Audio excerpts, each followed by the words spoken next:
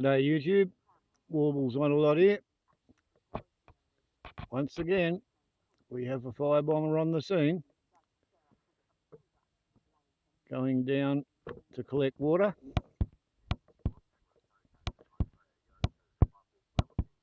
We had 3.1 millimetres yesterday at maybe 3:30, and then last night there was another 2.6 millimetres. One helicopter flew away back to Ballina, I think. It was a black Huey on a reciprocal bearing to the one it came in on. That was yesterday at sundown. This morning about 9 o'clock I heard a helicopter for a while briefly, and I assumed it was the other helicopter maybe going back to Armidale, but perhaps it was this one working. Anyway, when I went to town, came back, I could just barely see some smoke coming up out of there on the horizon as I was going in through my front gate. So I had a phone call from my daughter, who was a bit worried about me this morning because it came up on her My RFS website, or Fires Near Me, or whatever it is that she tunes into. It told her that the fire was at Yarraford, where I am, and when she looked at it, she reckoned it was closer than the fire 10 days ago or 2 weeks ago. And yeah, she's right. This one's 5 kilometres away. 2 weeks ago, it was 7.9 kilometres away in the other direction. 2 weeks ago, it was started beside the highway, probably by a cigarette butt out the window of a car, and it burnt very close to a house on a property called Mora Mora. This one, it started on Bullock Mountain, somewhere between the slope of the top of Bullock Mountain and Beardy Waters. On Monday afternoon, there was a fair bit of rain out over there, and there was thunder and lightning with the rain, so I'm going to suggest that it was a lightning strike on... there we go, we can just start seeing the smoke clear.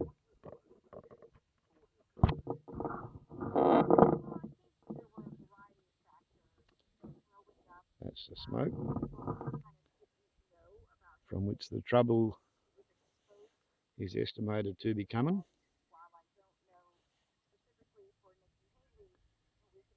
Coming up out of that gully. There we go, and there's the chopper.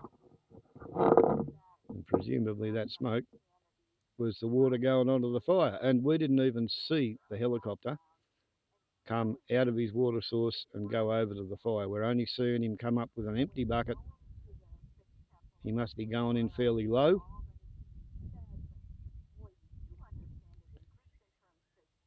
But yeah, that's only 5 kilometres from here, and I can barely hear it.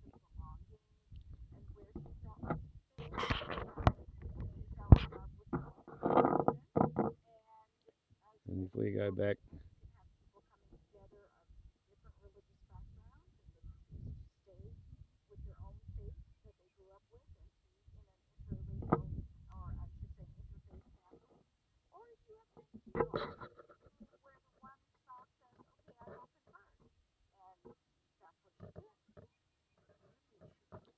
yep.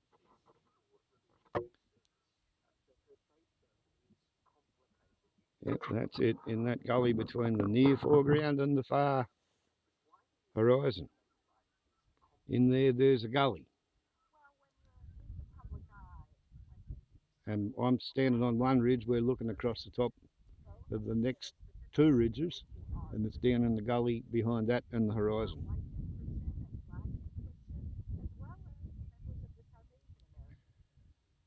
So when I was in town this afternoon, my son's workshop was all closed up, so Group Officer, young fella, me lad, is presumably out there keeping an eye on it all. He's no longer even a member of Rediston. He's had to transfer to the town brigade. And I think he's going to rejuvenate their remote area firefighting team. There we go.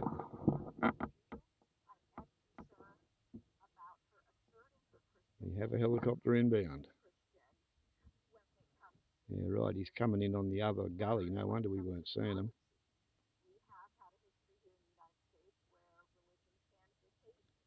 And then he's descending to get his bucket as low over the hot spot as possible. I think that's him turning around.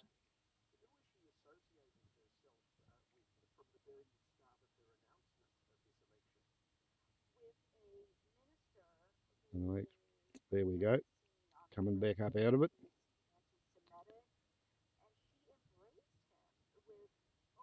That's not bad, catch an entire drop at 5 kilometres. He's a lot further away on that drop than he was on the last one. In fact, I'd say he might be 6 or 7 kilometres. So he's working the other side of the fire ground with that. And now he's going down again.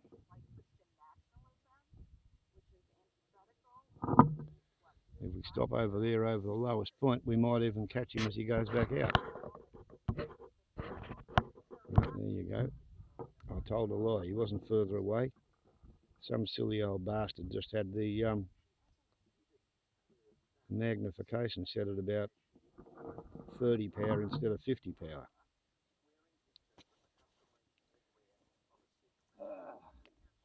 I tell you what, life gets a bit tricky when you get old and feeble-minded.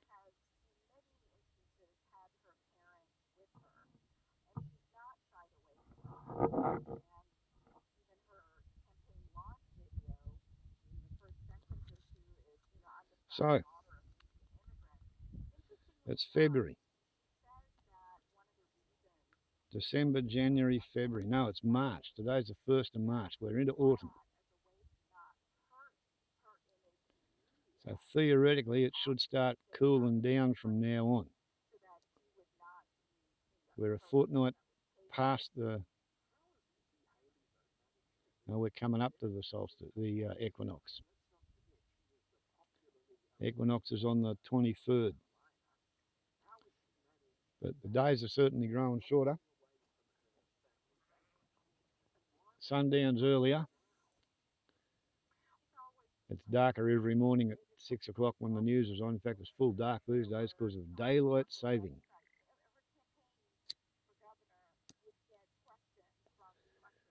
There we go. We have helicopter.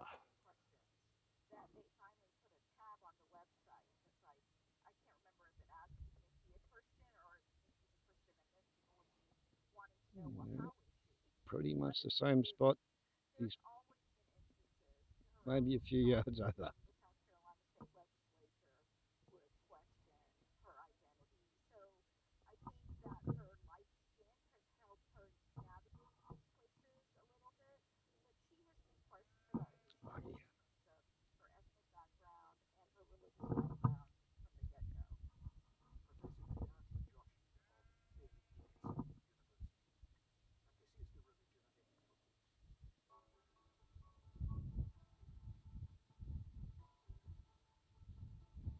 So, as I said to a subscriber commenting on a video, when he said he wouldn't like to see smoke that close to his place, well, I don't like seeing it, but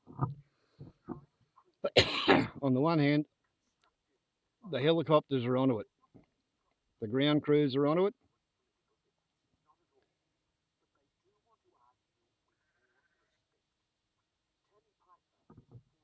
On the other hand, there are,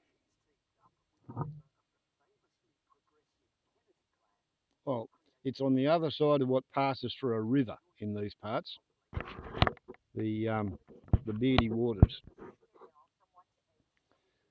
It's got to jump the Beardy Waters and then it's got to get across Yarraford Road, and then it would have to get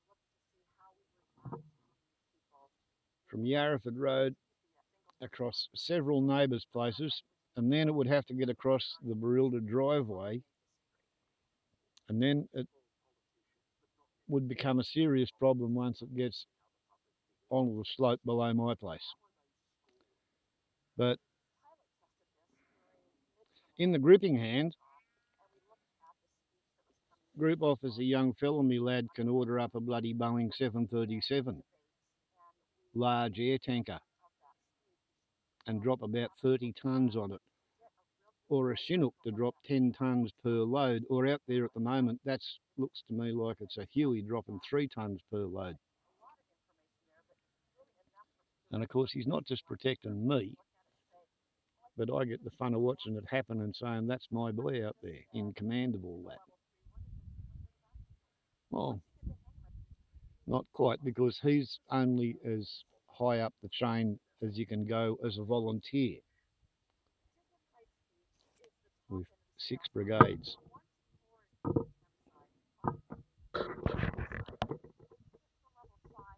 Got to have the bloody eagle eye to see this bastard when he's going out, don't you?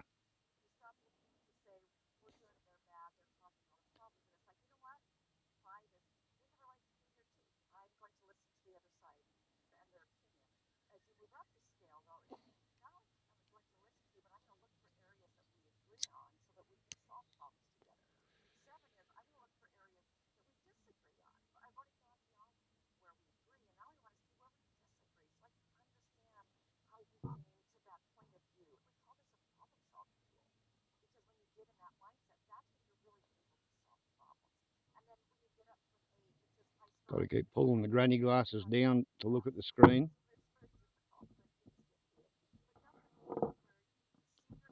And then go onto the horizon without the granny glasses to check reality. And then put them back up again to look at the screen.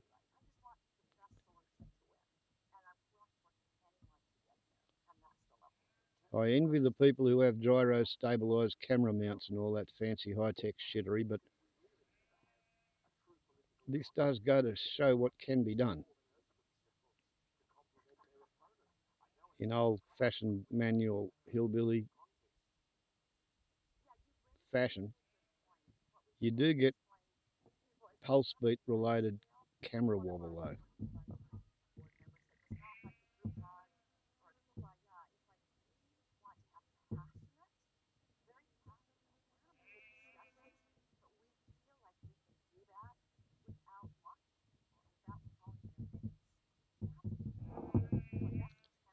So yeah.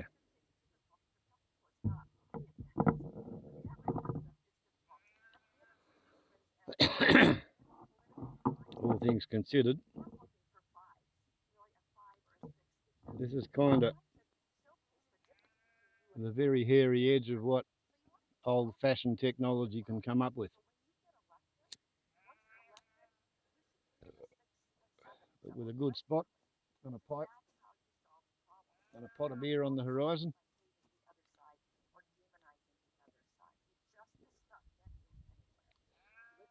it's very satisfying watching the firefighting go on. And knowing you've got 14,500 litres sitting in the fire ponds on the front lawn, and about another 16,000 litres here in the spare tank, and a pump to put it across the fence if I need it. But I think the real problem is going to come in spring. I think autumn will take the heat out of this. And if we get rain during the winter, it should be okay, and it won't really start becoming a problem until spring. Now, there's a bit of smoke just coming up there. Fresh upgrade smoke. Ooh, on cue, look at that. Oh, dearie me.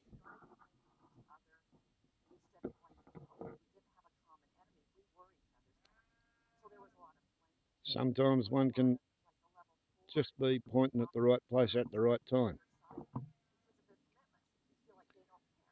By the different bearings against the horizon, you can see he's working different parts of the fireground.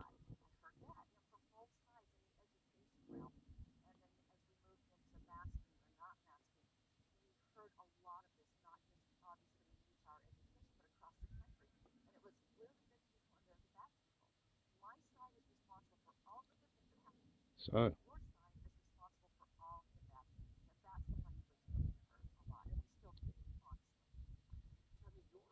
is that bucket in fact empty?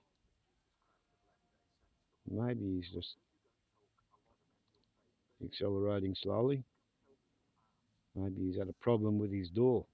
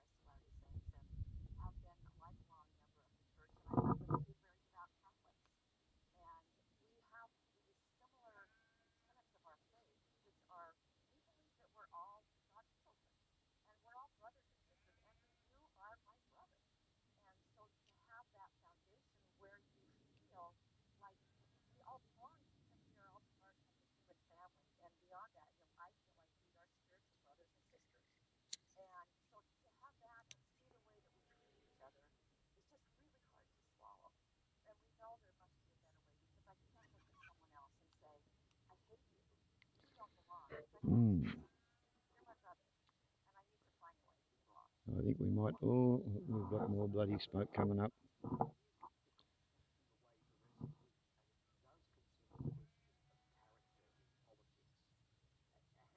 There seems to be a bit of a rhythm going on. Drop the water on the source of the fire and the smoke drops down. Go away to pick up more water and the smoke builds back up.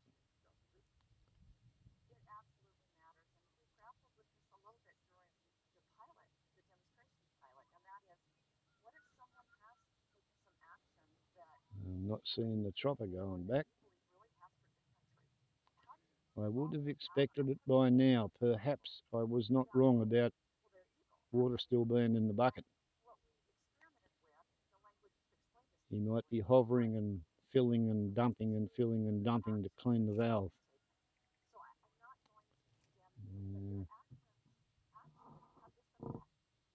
Maybe he gets his finger out because there's now smoke coming up from the other end of the fire line too.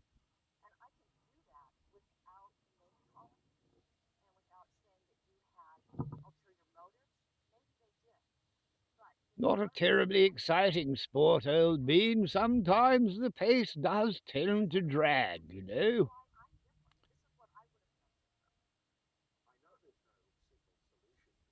There we go. Helicopter coming back.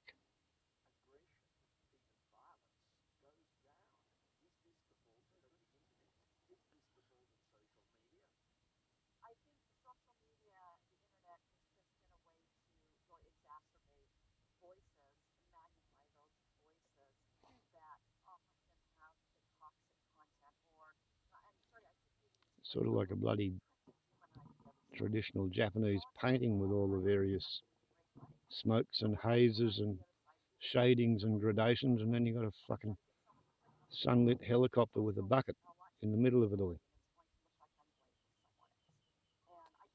Quite the juxtaposition, eh? What?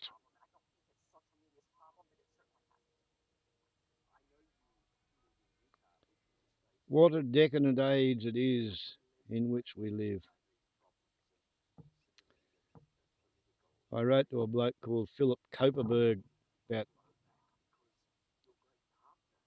20, 25 years ago after my first Section 44 fire, and I asked him how the hell we were going to cope if global warming kept going for another 25 years.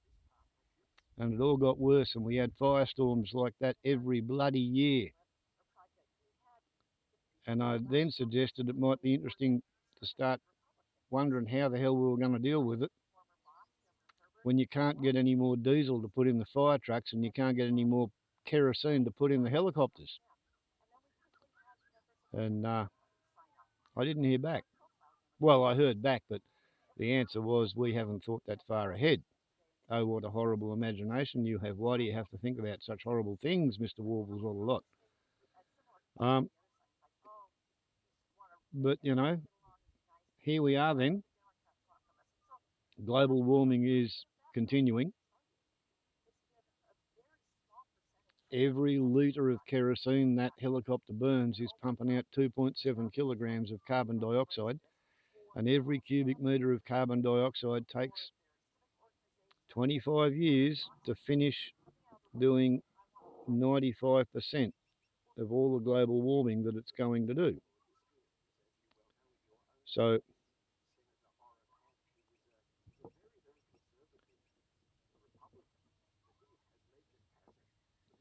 we're sort of making the whole shit box and shooting match worse with everything we try to do to minimise the damage here and now. It's all a bit sad, really.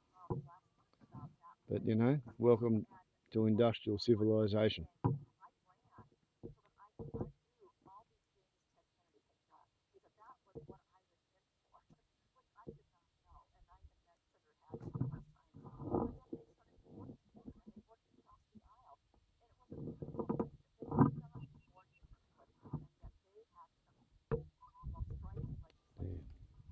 It's really hard to get a decent focus through the haze and then maintain it.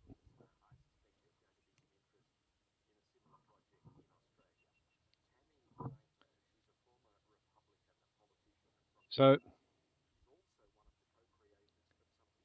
the way I look at it, the only way we're ever going to get in front of this bloody fire, flood, drought, heat wave, fire, storm, flood, heat wave, drought cycle, the only way I can see us getting in front of that is that we have to go back to looking after the country in the traditional manner. And that means we have to burn the country when the country needs to be burnt, regardless of convenience, regardless of what day of the week it is. And we need to burn it according to the landscape features, not according to who owns the title deed. So the idea that you're not allowed to light a fire if it's going to go past your downwind boundary fence, that's going to have to go away. We're going to have to get used to the idea that we have to burn what needs to be burnt, when it needs to be burnt, and you can't let the fence get in the way of that. And if that means you've got to change the way you farm and use the land so you can do it without fences, well, congratulations, get moving. Because anything that prioritises the fence over the bushfire fuel build-up is doomed to fail.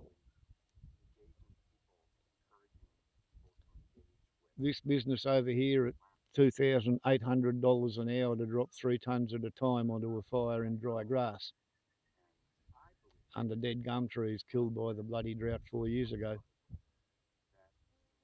The only reason it can happen is because half of the bill of the Rural Fire Service is paid for by the Insurance Council of New South Wales. Because they figure if the fire's put out, then they're going to have less losses to pay out on. But less and less people can afford to insure because insurance is, it's mathematically designed never to cover anything that is likely to occur, because they either won't write the policy or the premium is too high for anybody to buy it. We're getting into a situation where the likelihood of fiery destruction in the landscape is so high that nobody is willing to take that bet. Good God. Wow, that was bright. I thought it must have had a bloody headlight on it, but it was just the sun glinting on the perspex.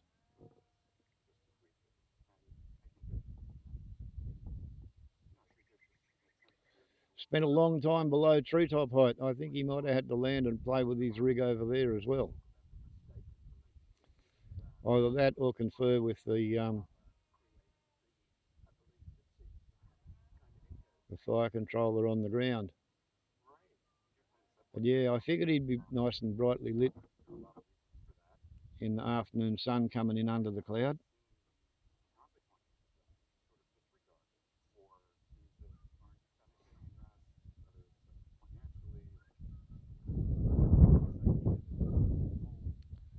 So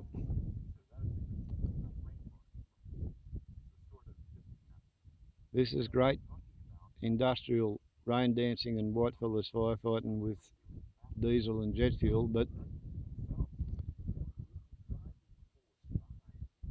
for 10,000 years this place was operated by people whose religion took the form of looking after the landscape. It's a funny sort of an idea for some people to get their minds around, but that's how it worked. Every person had a totemic animal. And it might be a moth, it might be a kangaroo, and it might be a bat, it might be a praying mantis, but they didn't ever prey on or hunt or eat their totemic animal. They learnt all about it. And they got to the point where if anything was going on that affected their totemic animal, they would speak up and advocate on behalf of the needs of their totem. So if anybody wanted to burn a particular patch of country to sweeten the grass to bring the kangaroos down there because he wanted to camp by that waterhole in a couple of months' time, somebody else might speak up and say, yeah, but if you do that, you'll bugger it up for the moths that are living in the bushes and they need an extra 3 weeks before they can finish breeding and fly away. So the whole countryside was operated by ecologists whose only tool was a fire stick because they had bare feet and no water pumps and no hoses. So the idea is you look at the landscape and after it's rained, anything you can get to burn, you go and burn it. Because if you can get it to burn straight after rain, Jesus, you wouldn't want the bloody thing around on a hot day with strong wind, would you?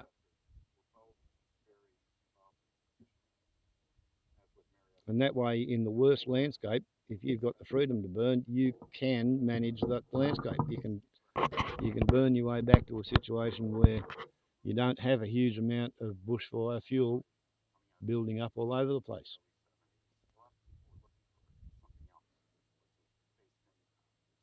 But you can't do that if your priority is maintaining the fences.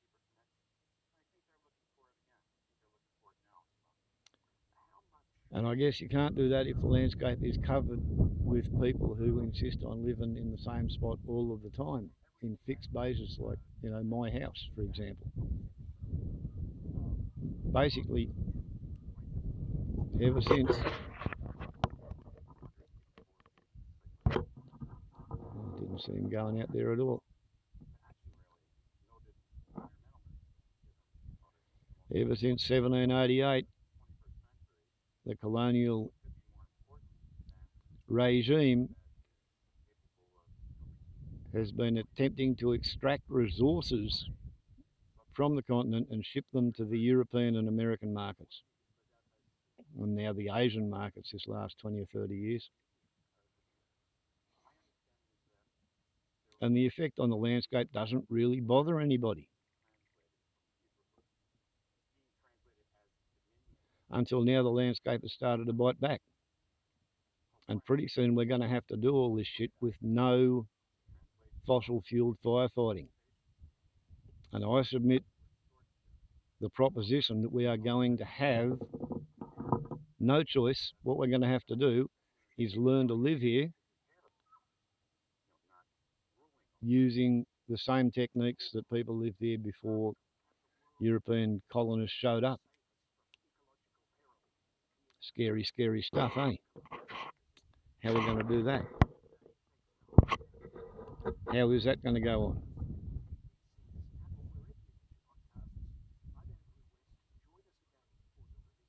My feeling is that we're going to slavishly maintain the fences until civilization can no longer maintain itself and function.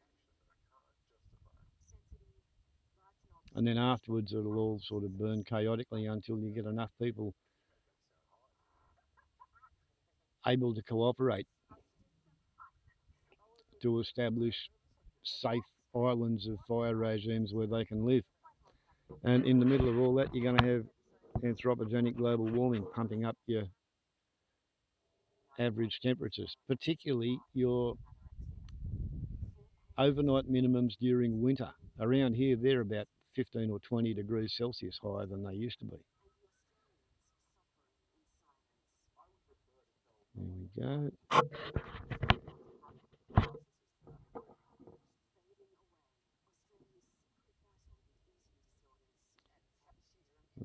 How's that helicopter flies through a Japanese painting of Australia?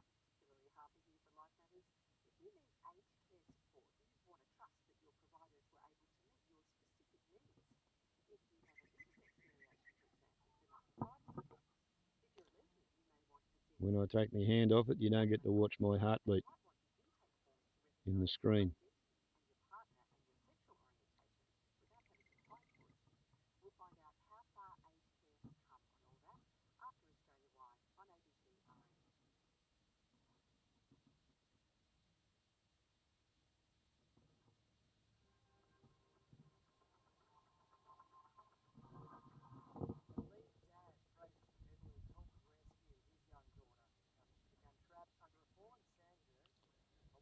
So yeah, this is all very well.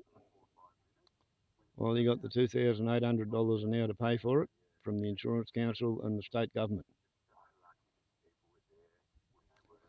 But this is putting out a lightning strike from 2 days ago.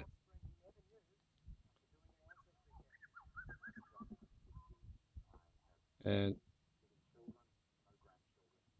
this is a response, and you have to do something, and this is something. But I can't help but thinking that the correct response would have been to burn that place long before this, regardless of the hypothetical need for stock feed, and have the country in a condition where a fire like this wouldn't start and run.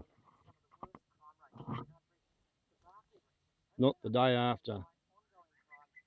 Well, it started with 30 mils of rain onto the ground over there where it happened. So the lightning lit up fuel that was good to burn through 30 mils of rain. Over here, I only had 8 mils that night. Well, that night and the next day. So yeah, the cure is to manage the country differently. But I don't see how you can run an industrial fossil fuel civilization if you're going to run Australia like the Aborigines used to do. It's just not going to happen.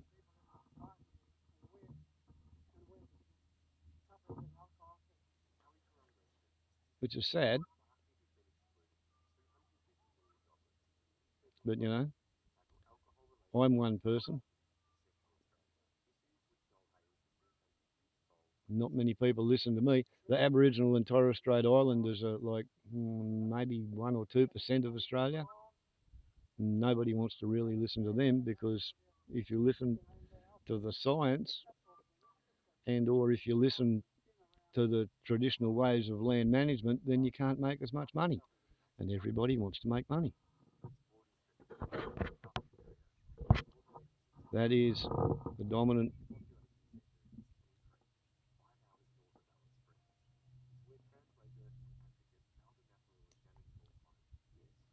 imperative.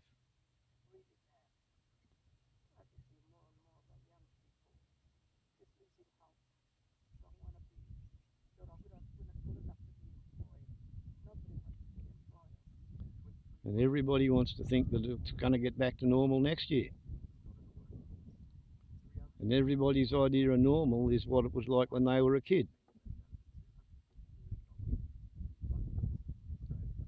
And here's the bloody news flash. It's never going to go back to what it was like then. What it's like now is as good as it's going to get. So suck it up and enjoy it.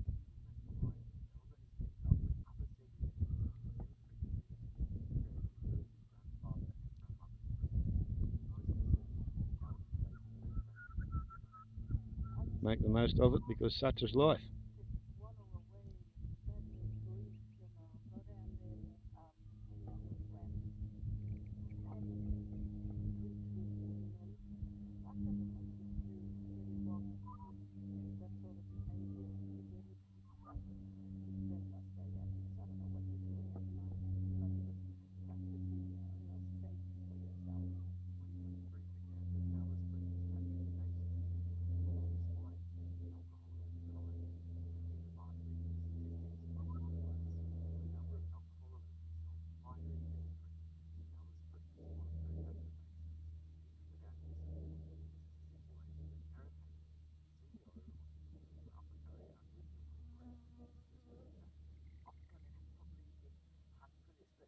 And all my instincts as helicopter aircrew are filled with horror watching somebody vertically descend in a single-engined helicopter with a sling load underneath them down into a valley. And I can't see him being 300 feet above the ground when he was only barely above the bloody hill, and the hills around here don't go much above 100, 150 feet. And I'm standing on one, looking horizontally across the country at him.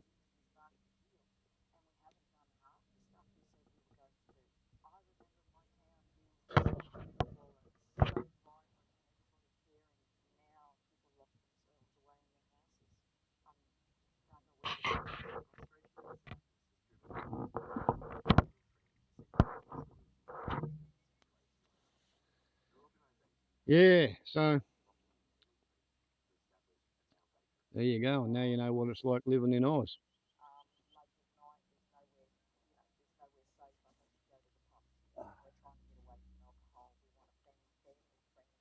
The more you know, the more you wish the fucking hell you didn't know.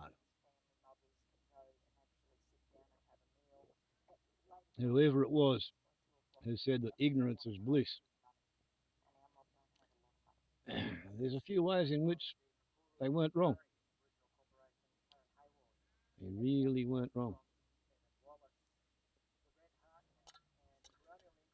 I'll just zoom out and let you see what that looks like in the sunbeam.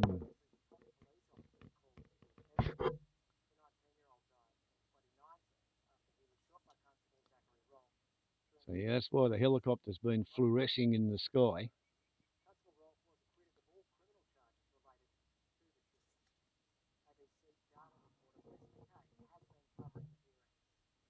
Should get it as it comes out across there.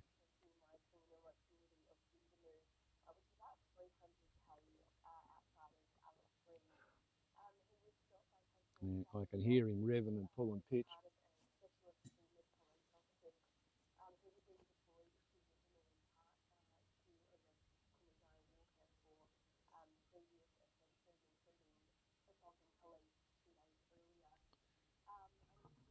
There he is.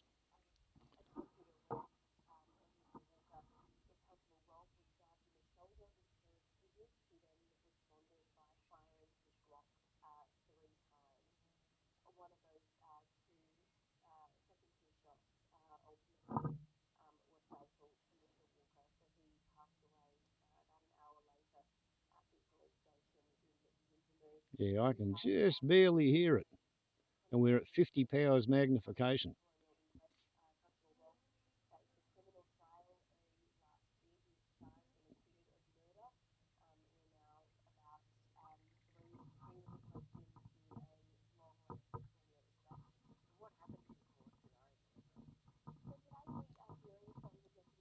I think there might be steam coming up from the water dropping.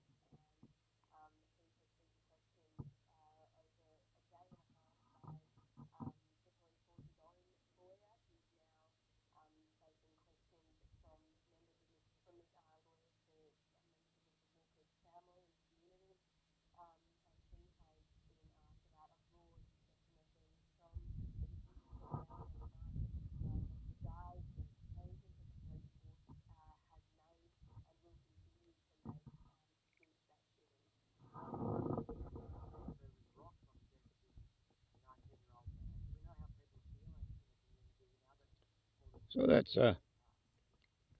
kind of an exciting way to pass the day and get some visuals for a bit of social commentary on global warming and firefighting and insurance and the way that civilization appears to be heading. We do what we can to hold shit together, but all the important decisions were made 40 years ago, 50 years ago, 30 years ago.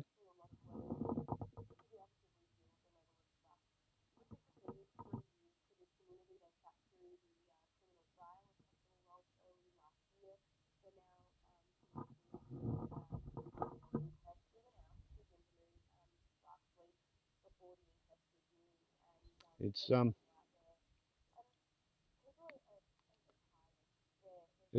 kind of interesting looking back on it.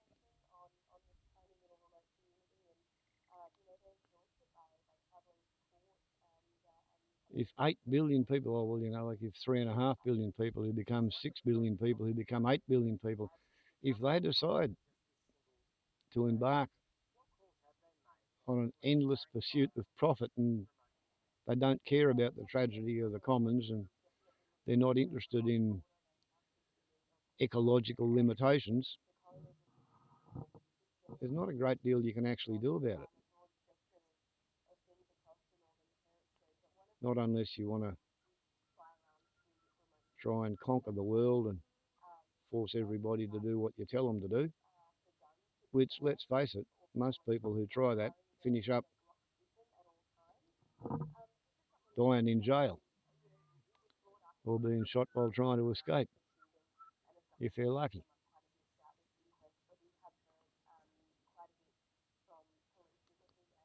My attitude has been it's probably a better idea to get a hold of as much country as you can afford to pay the rates on if you didn't have a job and you were living on the dole. And then just don't farm it and let the country heal itself. And I've got to say that was going really well for about 25 or 30 years. And then came the mega firestorm heatwave drought. And about half the bloody trees in the forest I'd spent my life's work looking after, they died from thirst. And since then I've known I'm basically engaged in a rearguard action to maintain a little bit of remnant vegetation, native animal populations on an endangered species sanctuary, with the hope that when civilization finally bloody well collapses, there's something to rebuild from, biologically, ecologically. I might not be able to bloody reconstruct industrial civilization from memory,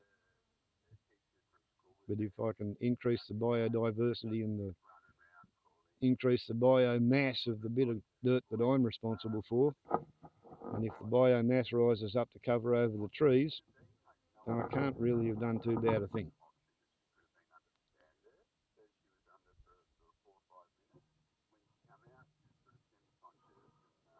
Having the sort of toys that permit me to watch aerial firefighting at 5,000 yard ranges, well, I think that's pretty good.